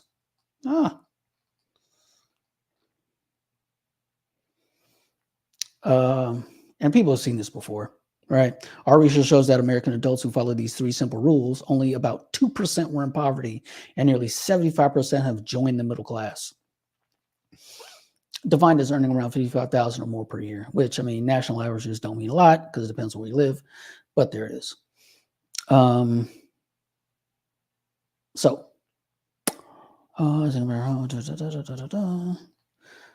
So consider an example. Today, more than 40% of American children, including more than 70% of Black children, 50% of Hispanic children, are born outside marriage. That's a problem. This unprecedented rate of non-marital births, combined with the nation's high divorce rate, means that around half of children will spend part of their childhood, and for a considerable number of these, all of their childhood, in a single-parent family. As hard as single parents try to give their children a healthy environment, children in female-headed families are 4 or more times as likely as children from married couple families to live in poverty. But there's no point in getting married, according to an academic. They're just going to get divorced anyway.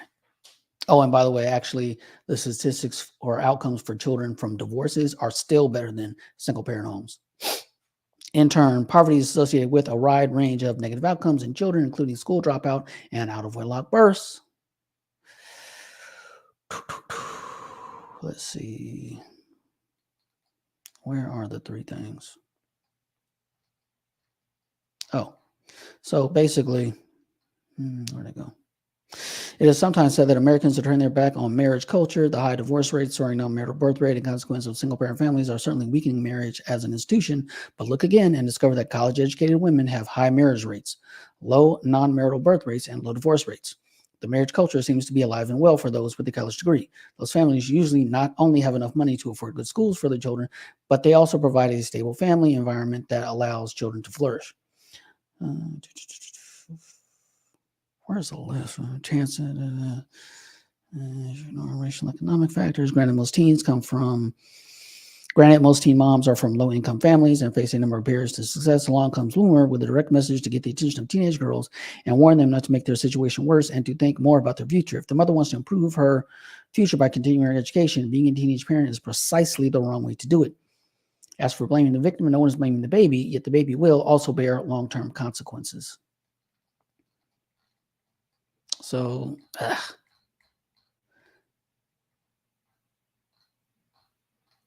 where is it? Okay.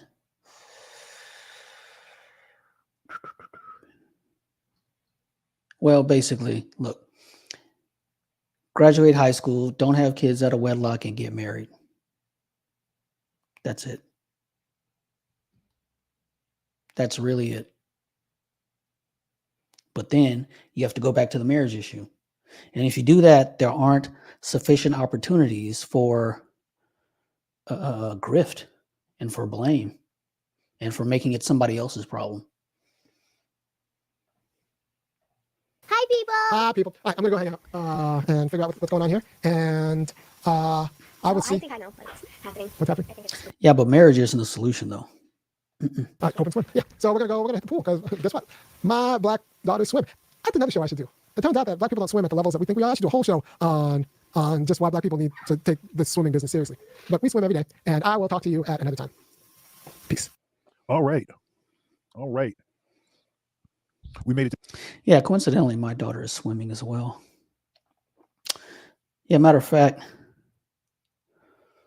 hey, and salute to you, Lion, right? Growing up in a 2-parent household. Salute. Now, oh, and let's see. Let's look at some of these black jobs on screen. That the gentleman in the top left, right? That is McMichael. All right, I'm gonna show you who he is real quick. Let's see. Left.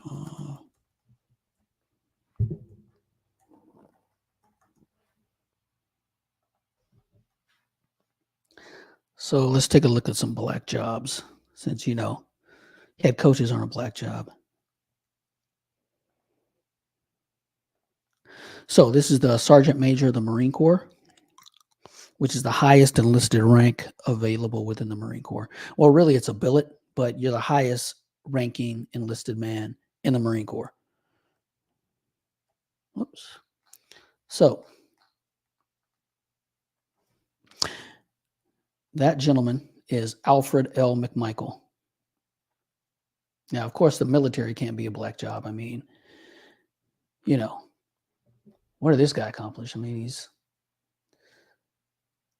he retired. I don't even know if he's retired. He should be retired because he was old when I was in. But he's got a extensive military career and was honored with being the Sergeant Major of the Marine Corps. Glad to have served in the Marine Corps myself. So let's see, who else is in there? Oh, that is Major General Charles Bolden.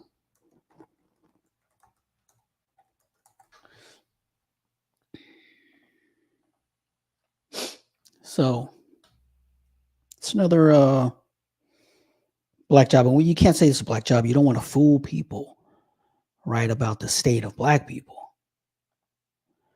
right? Charles Bolden, the 12th administrator of NASA. Graduated from United States Naval Academy in 1968. He became a Marine aviator and test pilot. After his service as an astronaut, he became Deputy Commandant of Midshipmen at the Naval Academy. Right? This man has a decorated personal history and career, coming from Columbia, South Carolina. So coming from the Deep South in 1964.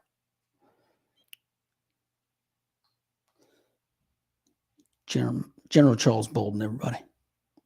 Who else we got here on this black job strain? Oh, this, where is that?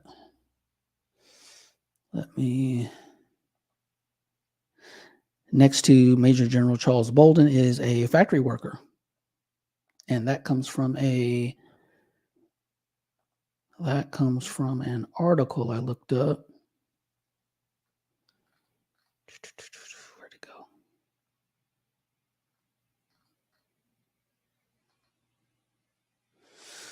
Where did that article go?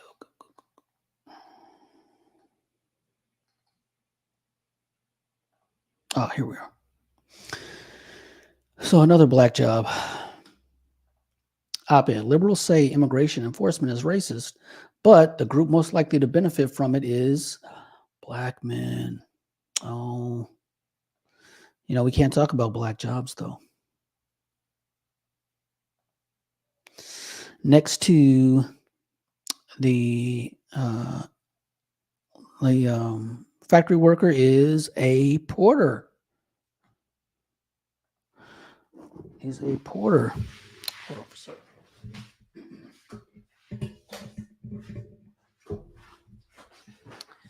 And why is he here?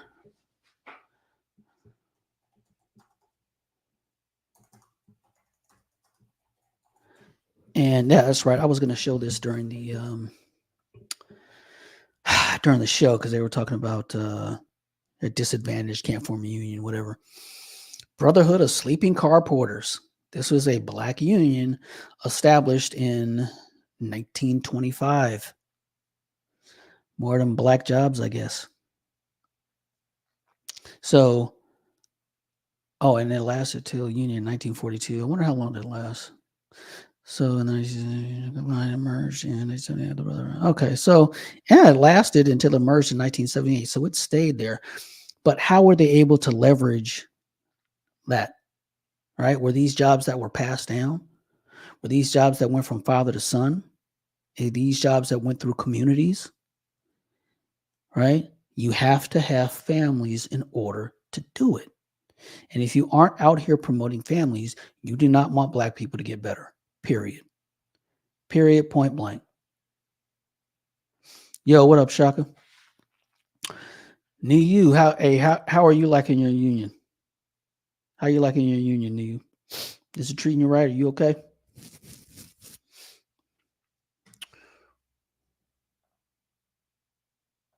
So black jobs. Let's see where else. Cordell Stewart, a black quarterback, went over that. Robert Pinckney. Okay, Robert Pinckney. Where is he at? Let me see. Let me find that pic. Here it is. I don't know why black people are, you want to gatekeep rap, right? Gatekeep this, right? Robert Pinckney, class of 52, master's in 56, earned both his bachelor's 1952 and his master's 1956 in electrical engineering from MIT. So, what no DEI then? Somehow he got a black job in spite of that. By 1969, he was working on the Apollo project as a project engineer on the digital computation group operations staff. As an upcoming engineer, being black should not be your first concern. Pinckney said during a black MIT alumni panel in 1973, it doesn't matter what your color is or what race you are. Companies pay more attention to what you can do. Well, that can't be true. That can't possibly be true. Yeah. I don't like it. I love it. Oh, so I guess unions are available to black people. It's weird. That's weird. All right.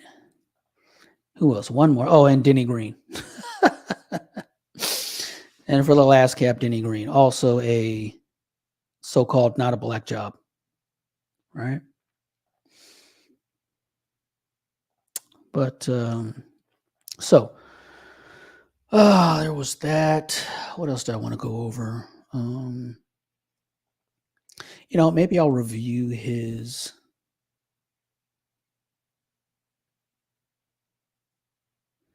Maybe I'll review that on another stream. Let me see. What else I got here?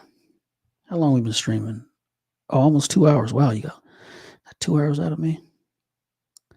I must care about this.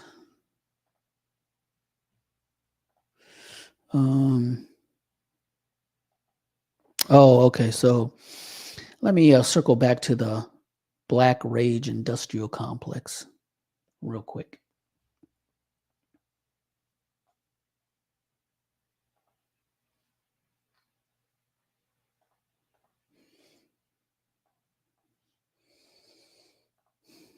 And then maybe we'll leave. All right.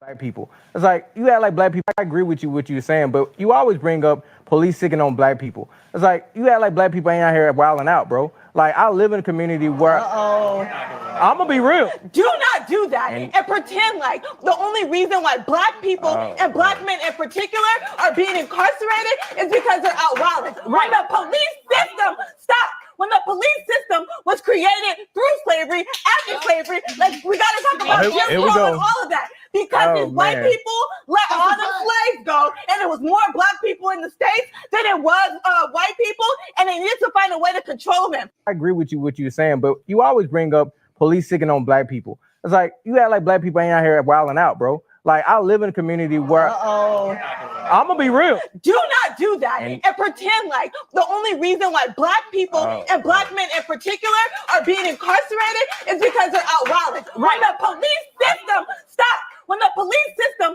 was created through slavery, after slavery, like we gotta talk about Jim Crow and all of that. Because these white people let all the slaves go, and it was more black people in the States than it was white people, and they needed to find a way to control them. Yeah, dude, there's a unending rage stream, bro. It's crazy. Like, how are we doing this? Right? How are we staying here in this state of perpetual rage? I mean, and it doesn't work, right? Per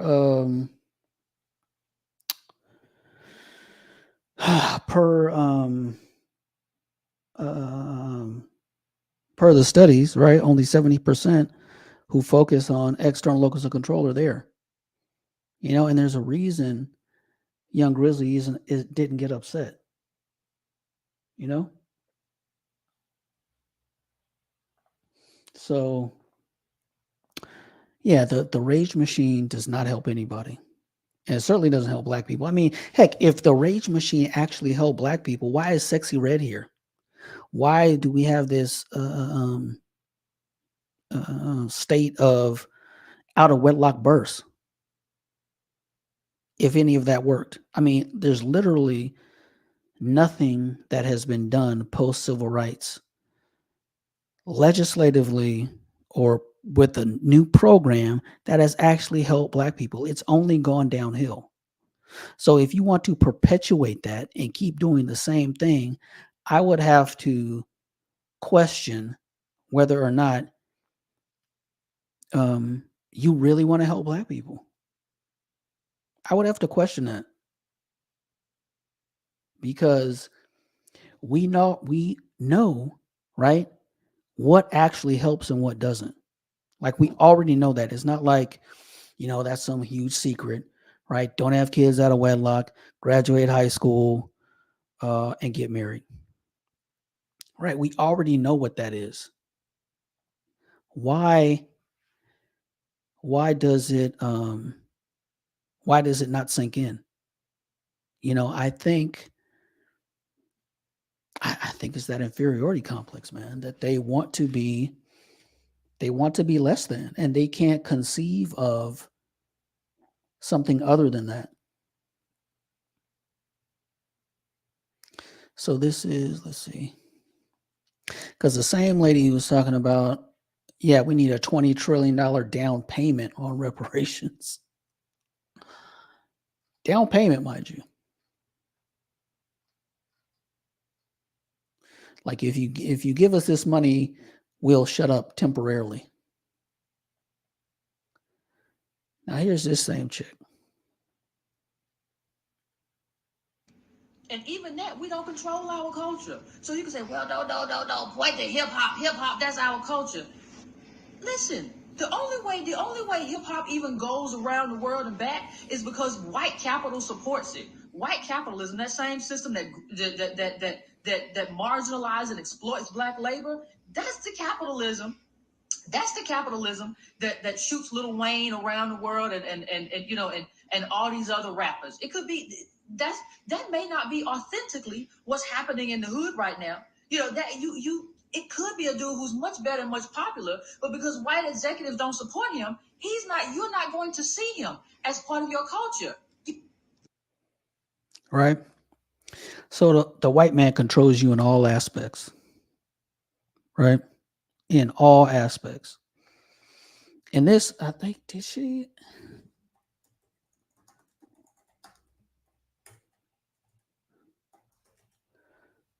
Let me see.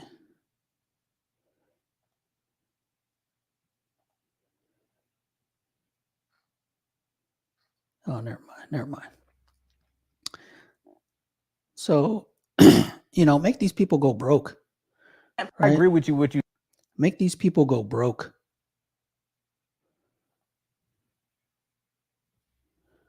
You know, and yeah, make them go broke. Make them live up to their own words. Right? You know,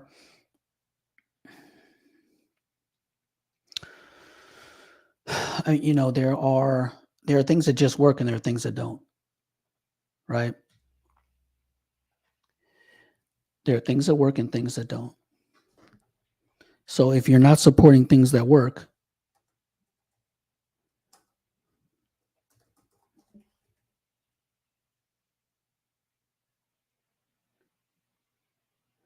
right, then what are you doing?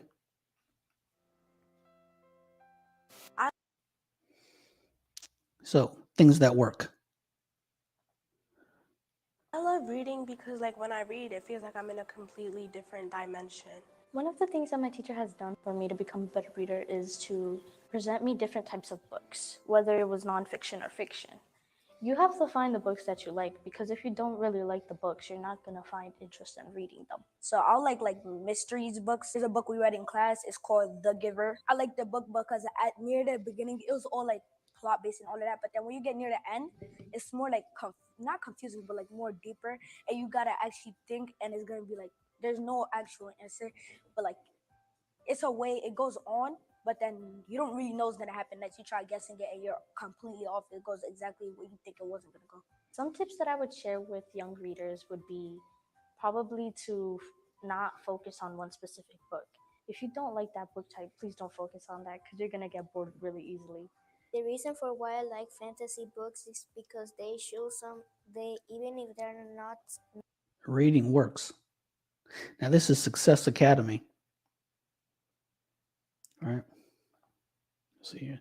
The real pro-blacks have logic. These pro-blacks have none and just continue to complain while giving shit, then fucking it up, then complain again. Basically.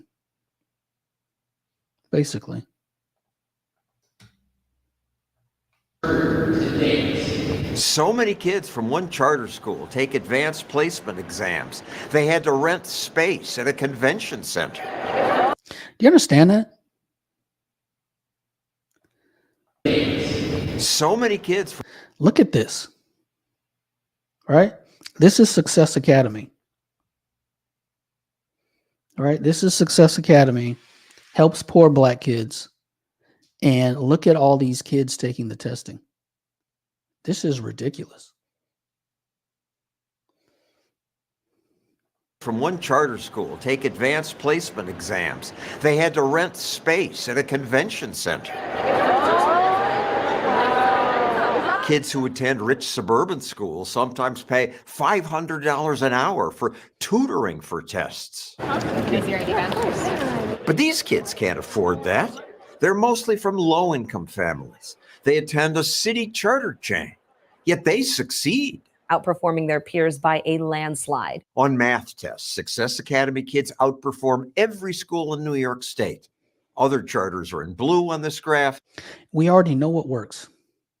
And some of these pro-blacks will tell you, well, the only way that, for black boys, they need their own program so they get their own school. Like black boys are going to these schools and just failing. Right? They're not. Right? Math passing rate, 93%. Government-run schools in gray. Success kids also outperform other kids in English. That is redefining American public education. LeMay DeYoung is Success Academy's chief schooling officer. Our Black and Hispanic students outperformed their peers by double, triple % in their math. By peers, you include the rich kids in the suburbs? Yes. But school. Boom! Black kids succeeding. Right? And in the free market. Right? And so we already know what works, right? But you got to have DEI to make this work. No, you don't. You got to have people that care, right? And you got to have people that want to succeed. And people that care and people that want to succeed aren't sitting around thinking about poverty and what they can't do and all this BS. They're not. They aren't doing that. They have a internal locus of control, and that's how they are.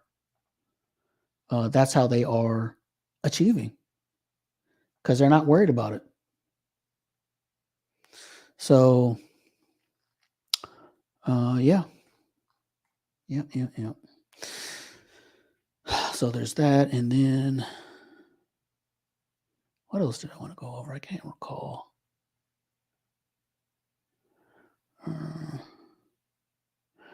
Rage complex. Yeah, and Yvette Carnell. That's what I'm going over. The insecurity, man. You know, it's like it's this weird thing. Oh, you know what? I'm going to do another video. I'm going to do a review of a dude on Sub-Zero stream. Matter of fact, Free Zone, if you're still in the house, he did a video on it, which was hilarious, by the way, but kind of want to break that down.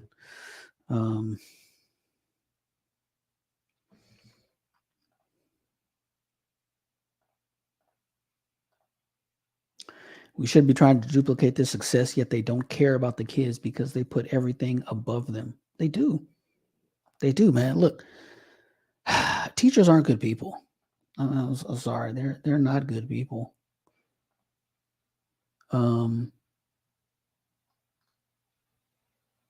know, it used to be, sure, there are some good teachers, yada, yada, but the profession as a whole, I mean, it is, they are destroying these kids and don't care. Right? And don't care. Will look you in the face. Will look you in the face and tell you it's okay that the head of the Chicago's teachers union, right, sends her son to a private school. Right? They will look you in the face like you're crazy when you mention, hey, aren't you sending your kid to private school? Well, why don't you send them to public school? And then there's some long roundabout answer that is really hiding, I don't want my son failing like the rest of you fools. Right? But, you know, marriage, that's not an answer. Let's make sure we have more DEI, and, you know, marriage isn't a solution, which is, you know, that was new. I hadn't heard marriage is a solution because it doesn't matter because you're going to get divorced anyway. You know, said by people who are married, right? And championed by Black people who are married. You know, at some point, that's just evil. You know, that is a purposeful perpetuation of dysfunction. You know, man, anyway. All right, y'all. I'm about to get out of here. I think I'm going to review another video probably here in a day or two, but yeah, man. Black jobs means competition from illegal aliens. And it's already, and the thing about New Orleans, man, is it already took an entire generation. Because a lot of those guys that left New Orleans, right?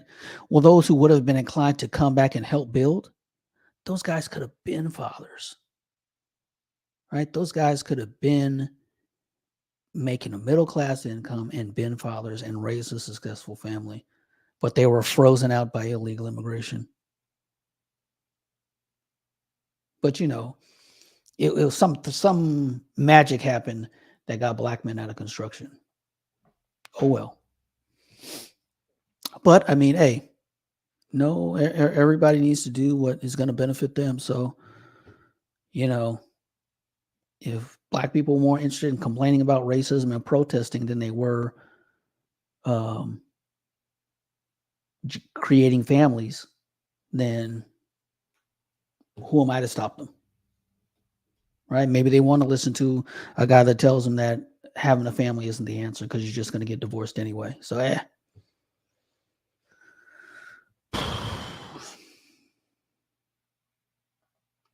So on that note, You know, maybe I'll do another video on my intro and why I picked those people. But anywho, hey, thanks everybody for coming through.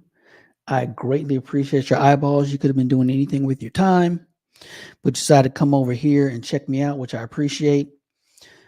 If you got any tips, Freedman's Journal at protonmail.com. That's Freedman's Journal at protonmail.com. All right. All right. Take it away, SKC.